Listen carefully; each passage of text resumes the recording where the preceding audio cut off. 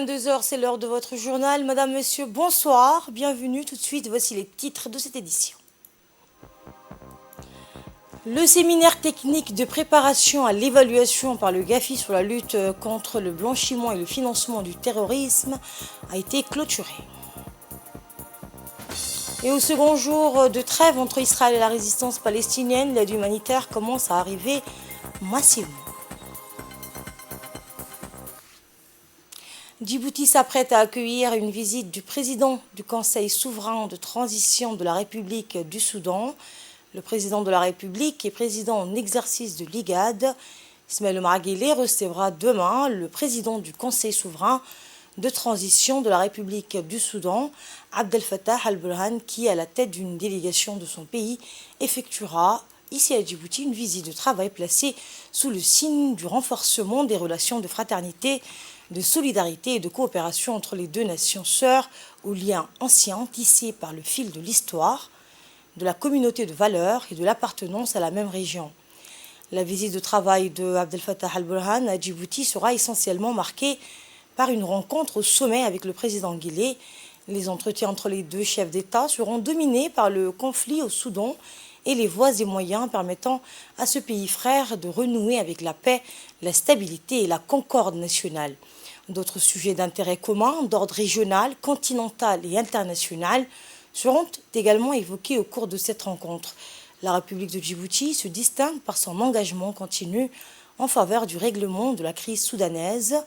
À l'origine d'un plan de sortie de crise pour le Soudan, le président Guelleh n'a de cesse, depuis le début des hostilités dans ce pays, le 15 avril, de mettre à profit tous les canaux diplomatiques au sein, bien sur le plan bilatéral, qu'au niveau de son leadership actuel à la tête de l'IGAD, en vue d'une solution pacifique et durable à la guerre au Soudan.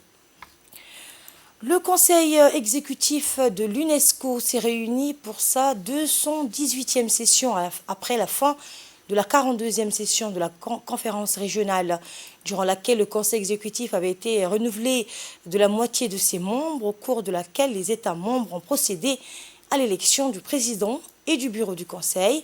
L'ambassadeur de la République de Djibouti en France, Saïed Moussaïd Yahya, délégué permanent auprès de l'UNESCO, a pris part au vote et le Conseil exécutif, poursuivant ses travaux, a élu unanimement notre ambassadeur en France au nom du groupe Afrique à la présidence du comité spécial du Conseil exécutif, organe chargé de l'examen des points stratégiques touchant aux questions de fonctionnement, de méthode de travail et de contrôle de l'organisation.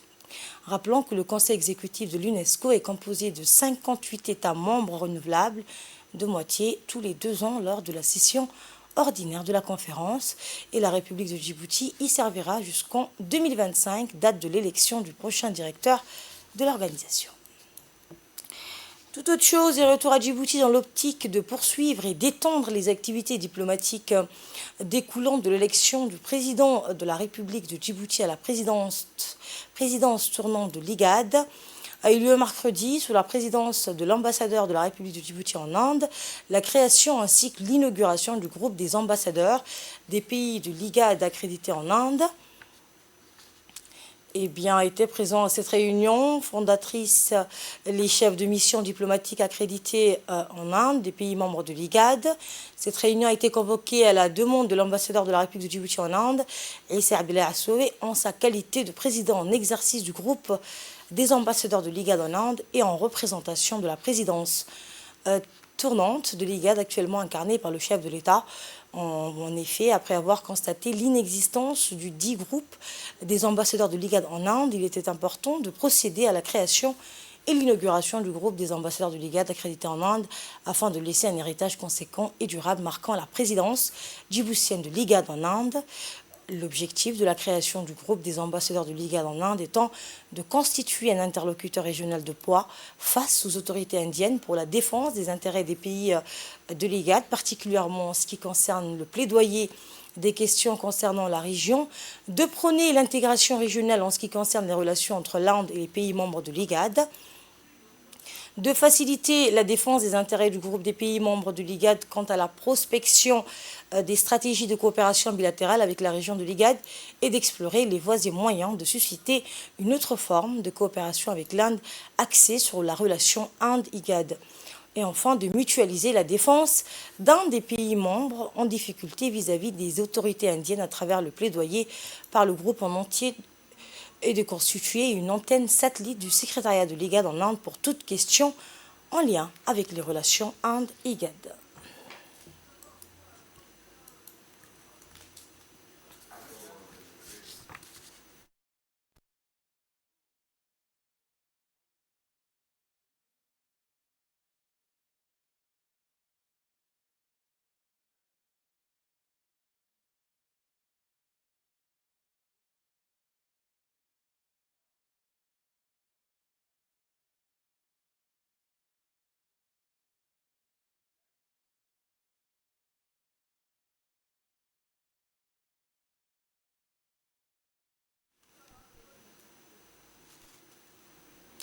Le secrétaire général du ministère de la Santé, Mohamed Ali Mohamed, a présidé un atelier de restitution de l'étude sur les césariennes dans les maternités hospitalières de Djibouti, ainsi que l'extension de la formation en soins prénatals, intrapartum et césariennes.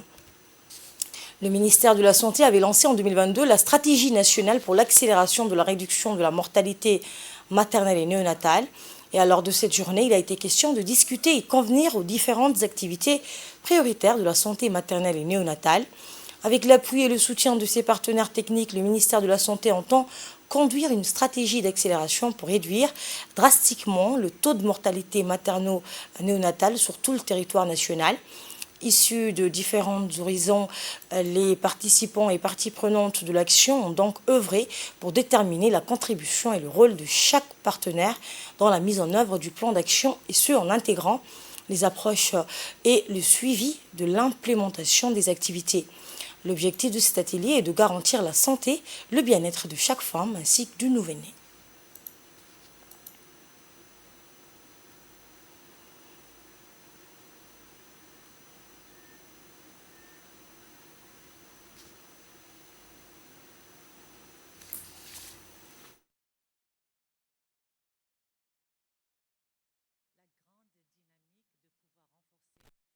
De la santé maternelle et nouveau-né. C'est tout un continuum qu'on est en train de travailler là-dessus. Je pense que Djibouti il a fait un grand pas dans ce sens, parce que depuis qu'on a commencé le travail de la stratégie nationale, que vous avez d'ailleurs des copies en face de vous, c'est une première stratégie nationale qui a mis l'exergue ou le point sur l'accélération de la réduction de la mortalité maternelle et nouveau-né. Et c'est une stratégie 22-20-26. Une chose, c'est que nous ciblons pas seulement les décès, de pouvoir les prévenir et les arrêter, mais on travaille aussi sur l'accouchement et le suivi de nos femmes et nouveau-nés dans le continuum de soins avec beaucoup de qualité. Et écoutons à présent un extrait du discours du secrétaire général du ministère de la Santé.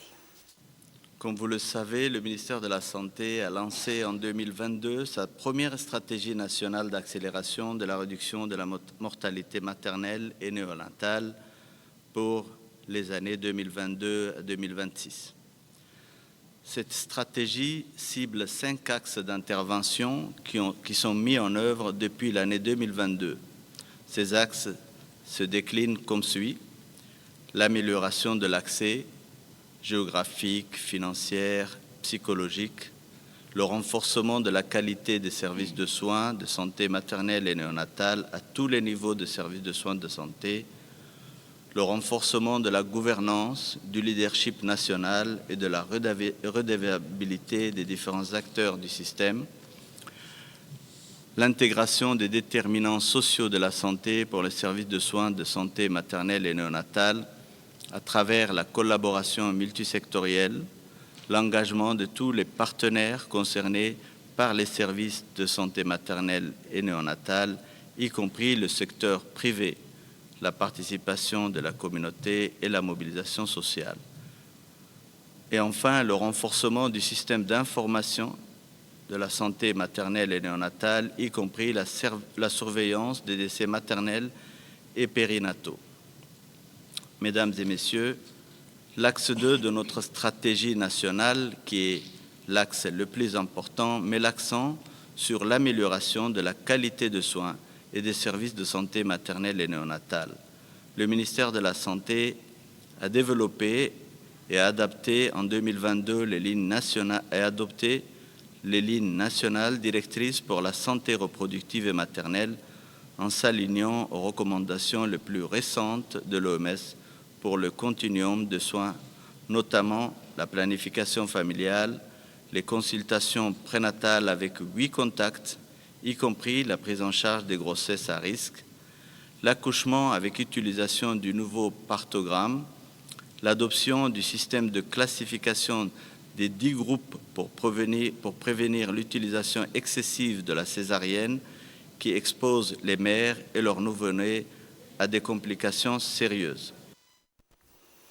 Je vous le disais en titre, la Banque centrale a clôturé un séminaire de lutte anti-blanchiment et financement du terrorisme, un projet d'assistance technique financé par l'AFD, l'Agence française de développement, et mis en œuvre par Expertise France et l'Agence publique de coopération internationale. Sous le patronage de M. Ahmed Ousmane Ali, gouverneur de la Banque centrale, le séminaire a réuni tous les acteurs de la lutte contre le blanchiment et financement du terrorisme, dont, entre autres, le comité technique du GAFI, des représentants de la Banque de Maurice, des représentants de l'AFD, Expertise France et Agence publique de coopération internationale, des officiers haut gradés de la police et de la gendarmerie, des membres de la justice, dont des magistrats et notaires représentants de la garde-côte et enfin un représentant des finances nationales. Et pour faire face à ce fléau de blanchiment terroriste, il faut que la République de Djibouti ait des accords spéciaux et de coopération renforcés avec les pays et surtout de disposer d'une structure de magistrats spécialisés à cette mission. La lutte contre le blanchiment doit aussi s'effectuer dans certaines banques qui doivent être soumises à des obligations de déclaration de soupçons. Écoutons pour plus de précision le mot du gouverneur de la Banque centrale, Ahmed Ousmane Ali. C'était juste après la clôture de ce séminaire. Nous venons de clôturer une réunion qui a conclu 4 journées de travail et de sensibilisation sur la préparation du pays pour l'évaluation nationale des risques qui a débuté en septembre. C'est un exercice national, c'est un examen national qui concerne pas seulement le secteur financier, mais pratiquement tous les secteurs de notre pays, que ce soit la justice, la douane, les finances, le budget, les gardes-côtes. Tous les pays étaient mobilisés pour profiter du passage à Djibouti d'une forte délégation qui était composée de l'équipe qui a préparé l'évaluation nationale de l'île Maurice, essentiellement des cadres des services de renseignement financier de la Banque centrale de l'île Maurice.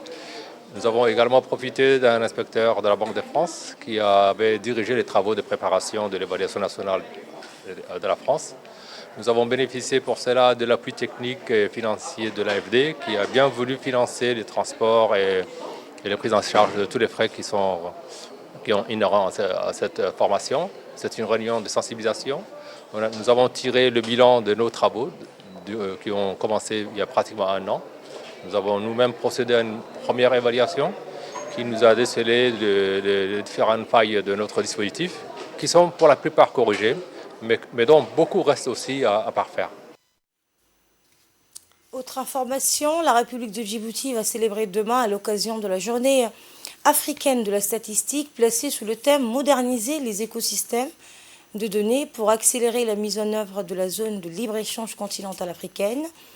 Le directeur général de l'Institut de la statistique de Djibouti, Ibrahim Abdi, a fait une déclaration dans laquelle il a évoqué l'importance de cette journée africaine. La voici.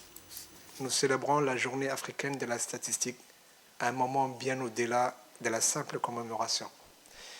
En effet, cette journée met en lumière le rôle crucial des statistiques dans notre développement national et la mise en œuvre de notre politique publique, économique et sociale. Sous le thème « Moderniser les écosystèmes de données pour accélérer la mise en œuvre de la zone de libre-échange continentale africaine », ZLECAf, nous explorons le rôle des statistiques officielles et des grands ensembles de données dans la transformation économique et le développement durable de l'Afrique. Au cours d'une session approfondie durant cette journée, nous aborderons la modernisation des écosystèmes de données, la réforme des systèmes statistiques nationaux, l'état d'avancement du recensement général de l'habitat, de la population et de l'habitat à sa 3e édition, et les nouvelles productions des statistiques économiques telles que l'indice des chiffres d'affaires et l'IPC. Nous cherchons à favoriser des échanges fructueux et conclurant cette journée par une cérémonie spéciale de remise des diplômes pour nos 20 ingénieurs des travaux statistiques diplômés de l'École nationale des statistiques de Dakar. Nos objectifs vont au-delà des chiffres. Nous visons à approfondir la compréhension du rôle crucial des statistiques dans les politiques d'intégration en Afrique. Nous cherchons à renforcer la collaboration entre acteurs économiques et sociaux, l'adhésion des parties prenantes à l'importance de leur implication dans le processus de production des statistiques de qualité est notre ambition. Cette journée vise également à promouvoir une meilleure connaissance des activités de l'Institut de la statistique de Djibouti, renforçant ainsi la confiance et la coopération des parties prenantes. Dans le cadre de la journée internationale du diabète, une marche de 2 km intitulée « Stop au diabète » a été organisée aujourd'hui. Cette initiative vise à sensibiliser la communauté aux enjeux liés au diabète et à promouvoir un mode de vie sain. Plus de 200 personnes, parmi lesquelles des enfants, des parents, des cadres du ministère de l'Éducation nationale ainsi que des membres de la société civile, ont pris part à cette marche engageante. Des médecins du corps de la gendarmerie nationale et de la police ont également participé massivement à cette marche. Leur dévouement et leur soutien ont grandement contribué au succès et à la sécurité de l'événement. Cette marche Stop au diabète illustre l'engagement de la communauté en faveur de la sensibilisation et de la prévention du diabète et renforce la capacité de lutter contre cette maladie chronique.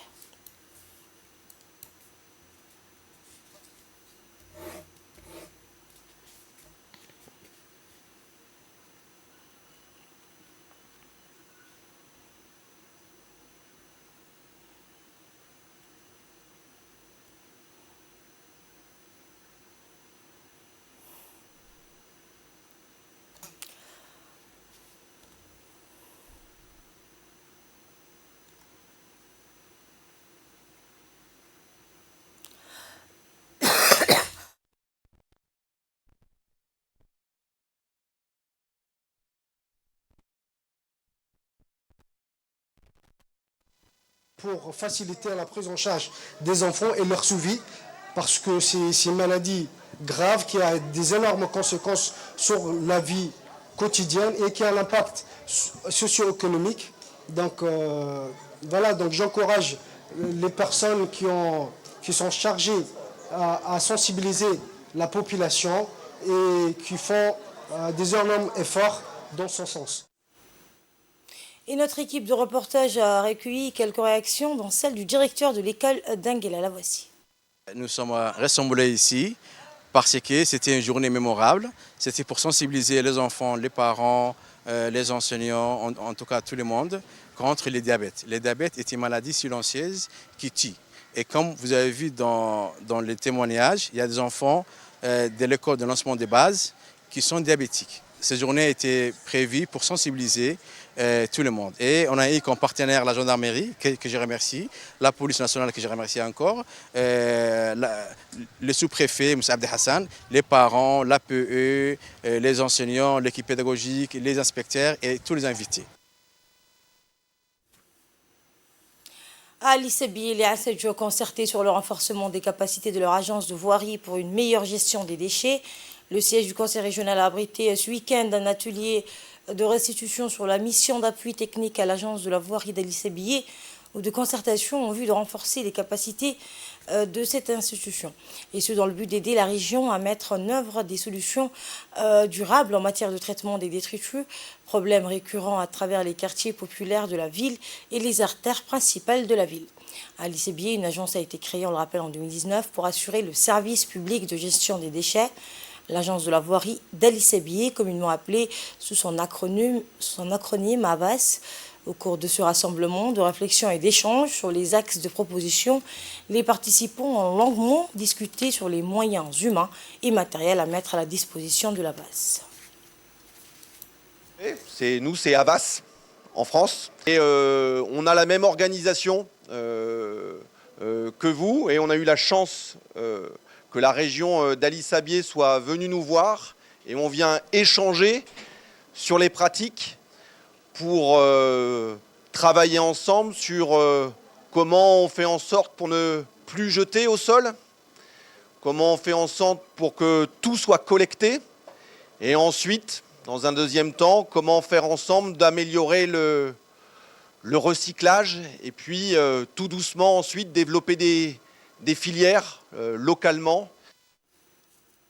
Opération plage propre à Obok dans le cadre du projet renforcement de l'économie bleue dans les États membres de l'IGAD pour la conservation de la biodiversité et la diversification des moyens de subsistance. Le ministère de l'Environnement et du Développement durable, en collaboration avec l'IGAD, a organisé une journée de nettoyage de plages et sensibilisation sur la pollution plastique.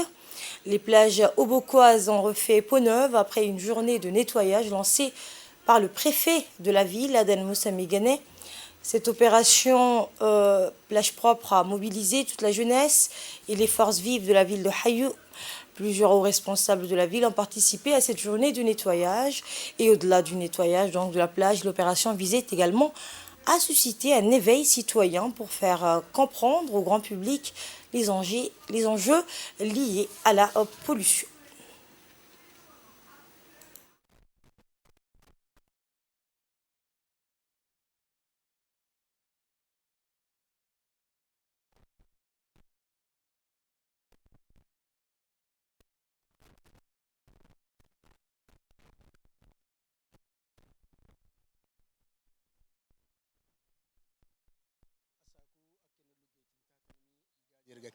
environnement wakali hilonu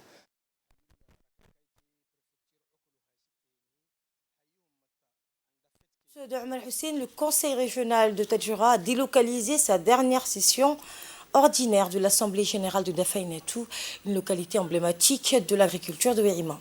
3 points cruciaux ont été inscrits à l'ordre du jour, reflétant la vision stratégique du Conseil pour le développement régional, l'état d'avancement des projets, les différentes missions entreprises et le dialogue constructif avec la population.